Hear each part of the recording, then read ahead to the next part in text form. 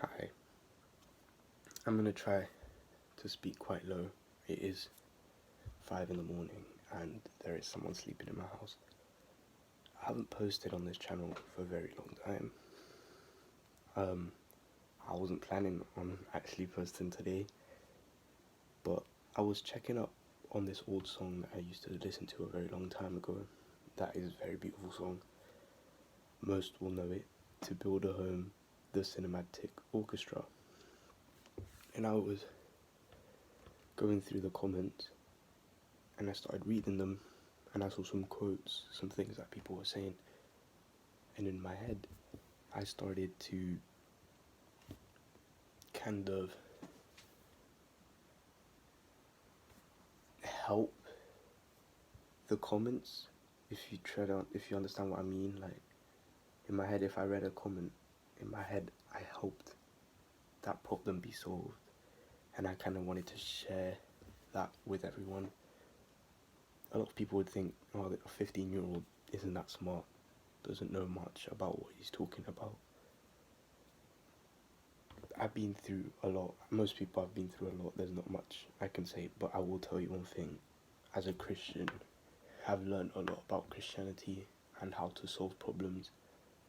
I don't want anyone to get offended by anything I say. But for people that are open to listening to what I'm going to say, please be. So I'm going to start reading, and I'm just going to counter these comments. For example, there was this quote I saw, and it reminded me of a little story. It says, "We didn't know we were making memories, we just knew we were having fun." So what I thought there, by the way, a quote from Winnie the Pooh, what I got from there was, people from the world. What I mean by people from the world is, as a Christian, we believe that there's two types of people: people from the world and people of God. So people from the world are people that do sin, they do bad things. People from God are people that do good. Easy, simple. So I would interpret from this, people from the world would think this quote, "We didn't know we were making memories, we just knew we were having fun." They would probably think like, oh, they're talking about sex. They're talking about how we were having fun, having sex, and we were making memories. We didn't know we was making memories, and that just stays there forever. But people from God, I guess what we could interpret, not from God in general, I mean people that don't think sexually, what I can interpret from this, there's a lot of beauty that comes from this. And I'll give you a simple example. It sounds quite childish, but it's a good example in a way when you understand it at the end. For example, for those of you who have forgotten the quote, "We didn't know we were making memories, we just knew we were having fun." I would interpret this as, since I was 7, me and my best friend used to play Minecraft. This is a true story, by the way. We used to bang out Minecraft every day, 24/7, non-stop. This was back when we was little kids, you know. Everyone that age was banging out Minecraft when it was hype. We banged out for years, from 7 to like maybe 11, 12 I think. So about, how many is that? 5 years of memories whilst playing Minecraft. So, what I interpret from this, all that time that we was playing Minecraft, we didn't play it because we liked the game. We played it because we loved each other. And we loved each other so much that we played the game together as a way to love each other, if you understand what I mean. It's like a communicative way of communicating with each other through Minecraft. That's how we love each other back then. So like I said, we didn't know we were making memories, we just knew we were having fun. We were having fun playing Minecraft, but we didn't know that after all this time, every single moment we had in Minecraft would stay right here. And it's kind of beautiful to me, because it shows true love to others, and it's nice, you know. This other one says, sorry if my voice is like going like this. I'm not crying. It's just I'm trying to talk low, and it kind of makes me exhausted, so it kind of makes my voice go weird. This one says, "It isn't death that we fear. We fear that we won't finish our story with the pages that are missing." So what I interpreted from this is half of that's true. It's not fully true. I think both things we fear. I think we fear death, and we fear that we won't complete our story with the pages that we are missing. But I don't think it's just that. Like, aside from what I'm gonna say in a minute, when it says that we won't finish our story with the pages that we are missing, I think what they meant by that was, when we live, we don't want to live a simple life where it's just eat, sleep, and repeat every single day for the rest of your life. You get me? You don't want to live like that. You don't just want to work, get home, get your money, do what you need to do, same thing every day. You want to live a life that's good, a life that, if there's an afterlife, you'd want to remember. Because you'd want to remember the great moments you've had in life, and not just good moments, the bad moments too, because those are moments that you remember and you laugh at. You enjoy knowing that you have those memories. But if you live a day-to-day life where you're just working, it's a boring life. You don't want to have a life where you remember that. So I think that's what it means by that. But I think we also fear not knowing what comes after. As a Christian, we know what comes after. Now, when I say we know, a lot of people are going to say, "Oh, we don't know because there's no proof." I'm not going to get into it. I'm not going to get into it, but if you want to ask me about that, you can. I don't mind. I can get into detail with a lot of that. You can ask me some questions, I can counter it. You can go against what I say, I'll counter it. Maybe I won't, maybe I will. I believe I will.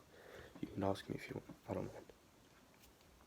So what I believe is that we will fear what comes after, because we don't know. People that are not Christian, or people that don't believe in a religion, atheists, they don't know what will come after. And I feel like a lot of people would fear that, because they'll think like, is it just going to be nothing? Or are we just going to be completely nothing? We don't want to be nothing, you get me? We want to be something after we die. But we don't know if that's what's going to happen, so... Sorry if my hair's messy. I woke up like... Actually, I didn't wake up. I've been awake the whole night, but... I kind of put my head to the pillow, and it got a bit messy, but yeah. Let's see.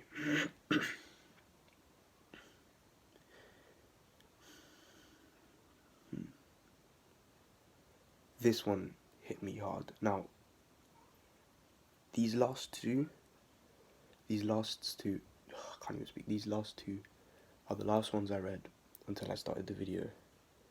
I am going to scroll down to see if there's any more. If there's not, then I'll end the video. But these last two are the ones that inspired me in making this a video. So it says, "I remember about 5 years ago I tried taking my life, and I remember waking up in the hospital with my family, and the nurse, and when I woke up, there's no full stop, so I didn't know if that was a stop. And when I woke up, I just started crying, saying, 'Why didn't you let me go? I wanted to die. Let me be.' And my mum looked at me and said, 'Because I love you, we love you, and we all need you. And you may think time is hard.'" Let me rephrase that, because that's how it was wrote. "You may think right now is hard, but we will get through this together. And since then, I may have had 3 more attempts, but each time I learned that one more person actually cared about me. I'm now 17, and I'm in my dream school, ready to reach my dream goal of being a paramedic, and I'm so glad I held on a bit longer. If you ever need anything, I'm here." There was an edit saying that. Thank you for the likes and everything, but yeah. This was the biggest reason I wanted to make this video. Suicide. Let's talk Christian. So, I'm going to try not to say anything that will offend anyone. or trigger anyone. I hope that's not what happens after this, but if it is, I can't do anything about it. I think that when it comes to suicide, obviously we all think it's wrong. The people that want to commit suicide, they believe that there's nothing to live for. They believe, oh, no one loves me, no one's there for me, there's nothing to live for, I have nothing, I have no money, I have no job. I have nothing, what's there to live for? I'll kill myself, innit? Or maybe you're suffering, your life is completely shit, you want to die. This is an example to why you should live. Imagine if this world, if this girl, it's a girl, don't worry, I read the name. Imagine if this girl had killed herself, what would have happened then? Well, nothing, she wouldn't have become what she is today, her family would have probably been upset, maybe they would have gone downhill from there because of her death, they would suffer from it. But she lived. She says here, where is it? I am so glad I held on a bit longer. That's what the point of it is. If you kill yourself, you don't know what's to come. You don't know the chances of what's gonna happen in the future. You don't know. So why don't you take that chance to find out? Maybe your life turns out being shit after all. But that doesn't mean you won't have any great moments in it anyways. And at least you gave it a chance. At least you gave yourself a chance to see what the outcome would be. You lived longer. What's not bad about it? What's bad about it? Sorry. I did